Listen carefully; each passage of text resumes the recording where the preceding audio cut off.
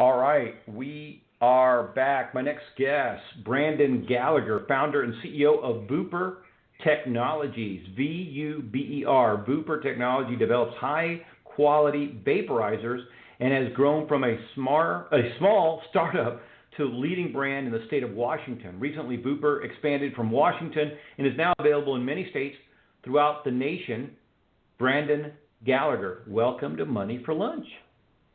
Thank you, sir. I appreciate you having me. All right, let's talk about this. What is it about vaporizers that seems to be just exploding? What's the attraction?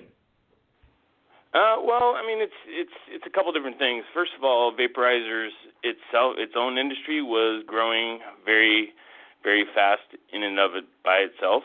And then obviously the cannabis industry is growing very fast. So put the two together, and we got one fast-growing industry. So it's just it's fun.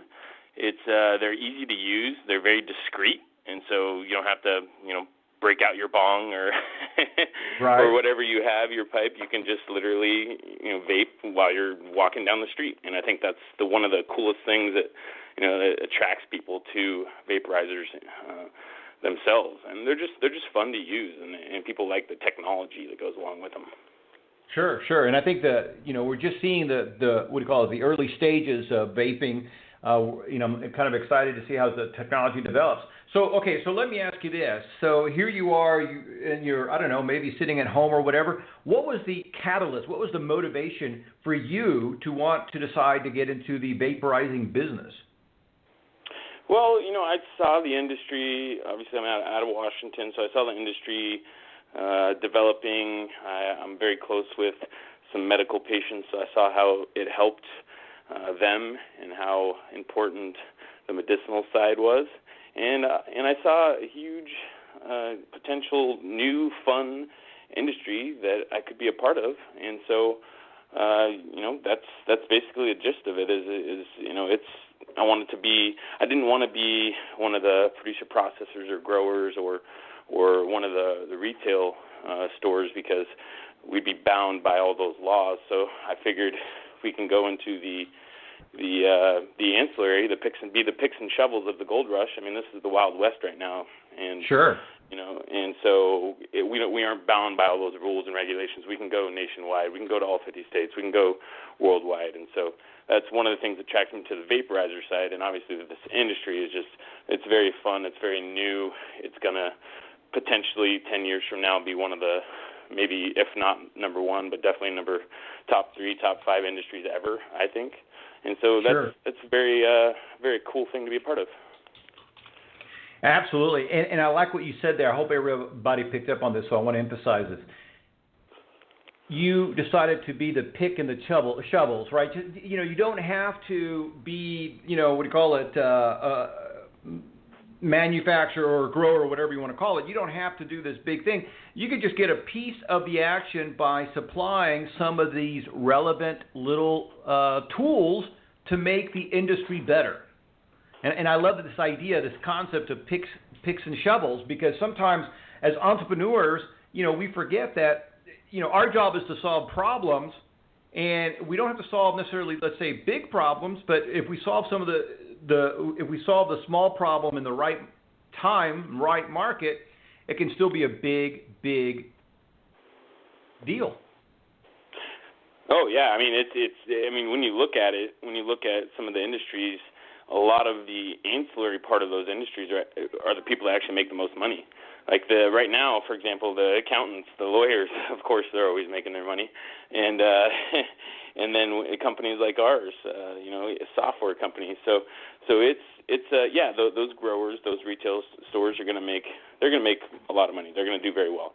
Yes. But if you do it right in the ancillary part of the industry, then you have a lot of potential for growth and not as many laws to abide by as well when it comes to state by state. Right. And you know what? And what I'm waiting for is one of the big tobacco companies to get, to start gobbling up these growers, right? Sooner or later. I mean, I know that they're sitting there salivating. They're waiting to get in. And what's so nice about this, again, I want to just emphasize this, that no matter what's happening in the market, whether big tobacco comes in and starts doing their thing with these growers, again, you are providing an ancillary service that doesn't matter who the top dog is. Your product is still viable. Your solution is something that's going to complement no matter who the leaders are. Absolutely. Will the big brands be, number one on their list to be bought up? Of course they will. And will some of the brands suffer when it comes to retail and the growers? Yeah, of course. Sure. And could they go after, the companies like us? Yeah, of course they can. But, I think that's 18 months, 2 years away, hopefully. And right. I know some of them are like the pharmaceutical industry and big tobacco. The big boys are already trying to find a way in and have found a way in. Or they're basically, in essence, working for another company and just gathering information. And so it's going to be very interesting when they do come in heavy in the banks, and it's descheduled and it's federally deregulated, and the banks can come in and the big boys can come in, because we'll see a whole different ball game. This will go from the Wild West to a legitimate, not to say that it's not a legitimate industry, but a more legitimate industry. Right. We're going to see what happened with Prohibition.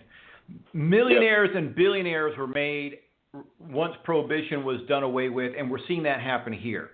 You're going to see some billionaires coming from this industry on multiple sides, so it is exciting to watch. Let's talk about this. There are a lot of vapes out there, a lot of vaporizers. What makes your product different from your competition? It's our team, it's our mentality, the hard work, perseverance. I would say, first of all, on the product side, it comes down, to the way, how we differentiate ourselves from other vaporizer companies, which is very important because there is a lot of competition out there. Is having that great, great value, that product for the great value at that great price point. So good tech at a good price point, having that exceptional customer service. So we not only offer a lifetime warranty, but we also do co-branding with our clients, which is huge because our clients get to build their brand with our brand. And so that creates great partners. And then also we offer a lifetime warranty. And so those are some of the main points, I think, that would differentiate ourselves from other. Another big one is we have more of that boots on the ground approach. So instead of e-commerce first, and a lot of these vape companies are kind of e-commerce driven, e-commerce first. We're more brick and mortar first, boots on the ground approach, where we're out there talking to our clients twice a month, if not more, and and helping them with any warranties or new products or any competitions they want to do, or bartender trainings, or and on the grower side the same thing, and just helping them with whatever they need. And so I think that's been a huge part of being able to tackle Washington and also being able to do that in the next states that we want to go into as well. Yeah, and again, this is to me a marketing lesson, because a lot of people focus on e-commerce, which is great, but there's something very instant results kind of a thing with boots on the ground, right? Yep. I mean, you might be able to say, hey, we had 100 visits on our website. That means nothing. Now, if you visited 100 stores, then you could say, listen, we visited 100 stores. They're now in our contact database. We're going to start marketing to them. And over time, out of that 100, you might close 2 or 3 immediately. And then the other, then you'll start seeing, as the relationship develops, you'll see more and more start closing and closing. Nothing wrong with e-commerce. E-commerce is a must-have, but boots on the ground, I think, is very instant. Very, boom. You know exactly where you stand and what's happening. So there's a what do you call it? A certain gratification to that. And you also talked about branding. You co-branded. This is so important, because if all of a sudden you have 3, 4, 5, 10 partners that you're affiliated with, it's going to reduce your marketing, and it's also going to expedite your growth.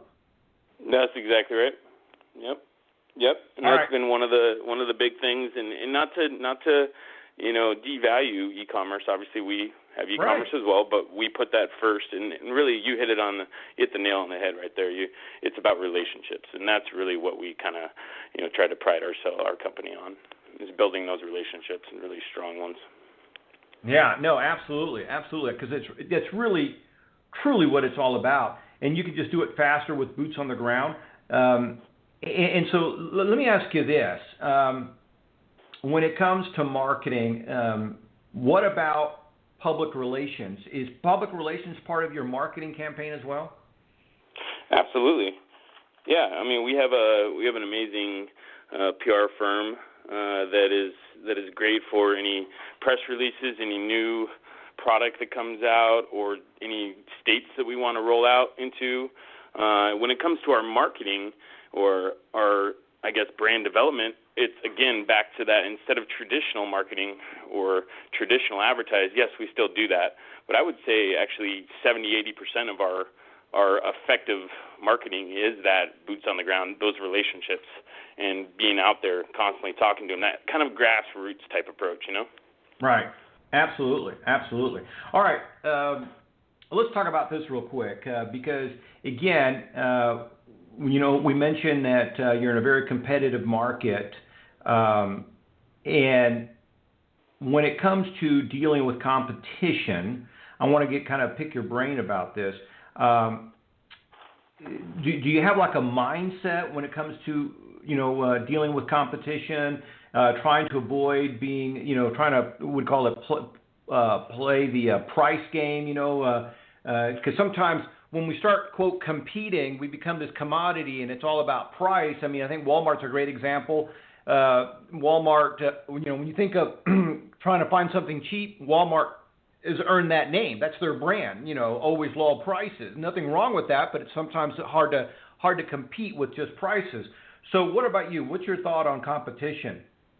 Yeah, no, that's not our strategy, is to always have the lowest price. We have a great price, though, for a great value of our product, and we try to provide the best technology for that product at that price, and then continue to upgrade it while keeping the price the same. So right. Absolutely, we definitely, I think a lot of people say that we have a great value when it comes to that. When it comes to our competition, yeah, I think our biggest competitor is ourselves. And I like that. And so when it comes to our team and our mentality, we try to work together to really work on ourselves, just like a football team, tries to focus on themselves first. And obviously, we also do market study on our competition, of course. But really, if we're the best, if Vuber is the best, then I'm not worried about the other competition. I know that we're going to be up there towards number one, or if not close to it, and I'm a very competitive guy, so absolutely, I want to be number one. I like it. I like it. Well, and I hope that everybody picked up on that. Yes, you got to keep an eye on the competition, but your biggest competition is yourself. When you were saying that, immediately Blockbuster was brought to mind. Here is the leader in the world when it comes to we call it rental entertainment, and or they Kodak, disappeared. Yep. Kodak's another one, yeah. So because they became too complacent, they weren't trying to evolve and become better. They disappeared. Same thing with Kodak. I mean, here's something that'll blow you away. Kodak at one point had all of the patents for digital photography. All of them were owned at one point by Kodak, and they didn't do anything with them. Mm-hmm. And so it just goes to show you, and I shouldn't say they didn't do anything with them. At one point, they did roll out a couple of, I think they had a disposable digital camera and something else. But anyway, they didn't really make it a point to compete with themselves. They wanted to remain complacent, and they just thought it wouldn't happen to them. So let's talk about this, because speaking of, things that can happen, any words of wisdom that you might want to pass on to other entrepreneurs just starting out? Yeah, get prepared to not have much of a life. I mean, if you want to be successful, you're definitely going to have to put the hard work in, 80 hours plus a week, especially the first year, and even into the second and third year. depending on how much money and how big of a team you have, obviously. But, and then I would say, get ready for a wild ride. It's a fun industry. Like I said, it's the Wild West, and it's changing every day. Some days, I'm talking to some of our industry leaders, and we read a new law, and we feel like we're behind literally the next day, because a new law came out. So it feels like these, every year is like 4 years. It's tantamount to 4 years of business. So, because there's so much going on. And then, don't take yourself too seriously. Have some fun, but listen to everyone. Gather as much information as you can on the way. Yeah, no, I like that. Good words. Good. I think those are some definitely some good words of wisdom. It as an entrepreneur, it's so funny too, because people think, oh, you're the guy in charge, so life is easier for you. And sometimes they don't realize that as the guy in charge, sometimes you're wearing 17 hats and you're working 60, 70 hours a week. And if we just had a job, that would be like a paid vacation, just having one job versus the 17 that you have. Let me ask you this. Yep. I want to put you on the spot a little bit. In your home state of Washington, you guys have become the number one brand. Do you think you can replicate that as you roll out across the country? I mean, yeah. I mean, when it comes to again going back to those principles of keeping that high level of customer service, keeping that high value for that price point, keeping the boots on the ground approach. That's something we don't want to go away from, and obviously our lifetime warranty. People love that, and then just being able to have our team and that mentality, that hard work, be able to transfer over to those new states as we move on and roll out to new states. I love it. And I want to emphasize this. Listen to what Brandon talked about. He talked about high value, high level of service, lifetime warranty. I don't know. Those are the three things that stuck out to me. And this is something I'm emphasizing because a lot of people think they can't compete. Well, guess what? You can compete on all of these. Giving outstanding service and value doesn't cost you more. A lifetime warranty, that just helps you build a relationship and people trust you. I mean, when you buy something and you have a lifetime warranty on it, talk about peace of mind. Talk about building customer loyalty. If your customers are, if you have these type of things, your customers are going to talk about you, and they become your raving fans. Well, yeah, and not only building those relationships with our end consumers through the lifetime warranty, having that relationship, but also being able to build out that co-branding program that I talked about earlier and have those really strong relationships. Again, it's all about those long-term relationships with the brick and mortar, with our clients as well. Yeah, you know what? It's amazing. And, Brandon, I look forward to having you back on the show again and talking more about the vaporizing industry as well as the the marijuana industry. There's so much at play here with vaping as well as some of these other things that are coming into play. Brandon Gallagher, thank you so much for stopping by and sharing today. Of course. Thank you. Thank you for having me. You bet. Right. Good stuff there from Brandon Gallagher. How you can compete against yourself versus your competition, service, lifetime value, lifetime warranty. All of these things are things that most of us, if not all of us, can control in our world, right? You may not be able to control your competition, but you can control you competing against yourself. You can give high value. You can give great service. So we're talking about this quite a bit this week. Remember, most importantly, you were created to succeed. Tune in Monday through Friday here on Money for Lunch and check out our website at moneyforlunch.com.